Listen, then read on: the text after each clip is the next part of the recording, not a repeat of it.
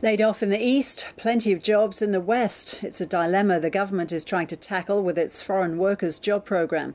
Industry groups say the scheme is essential because even high wages can't lure enough Australian workers to remote areas.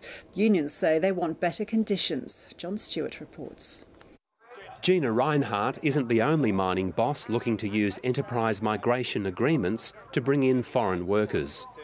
Resource projects with capital expenditure of $2 billion and more than 1,500 workers can use the new arrangement to boost their workforce during the construction phase.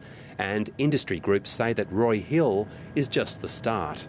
So at the moment there are about 12 projects in that category and there's another 12 at advanced stages. So you've got about 24 projects that fit that definition.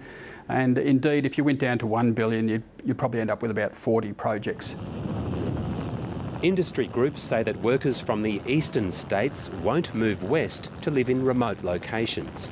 And the new enterprise migration agreements are the only way to secure skilled labour. Start doing 2 weeks on, 12-hour shifts, 1 week off, and that fly-in, fly-out arrangement. It's a big adjustment for people.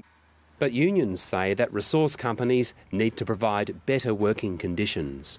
Currently, they're 4 on, week off. Well, maybe they ought to start looking at that area and making it more attractive and more accessible for married men and women to take up jobs in that sector.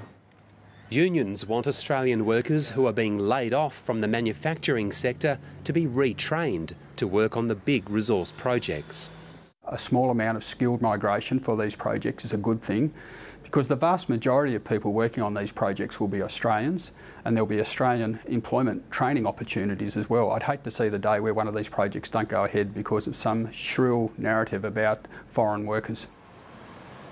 Western Australia has just 10% of Australia's workforce, but now takes 25% of foreign workers.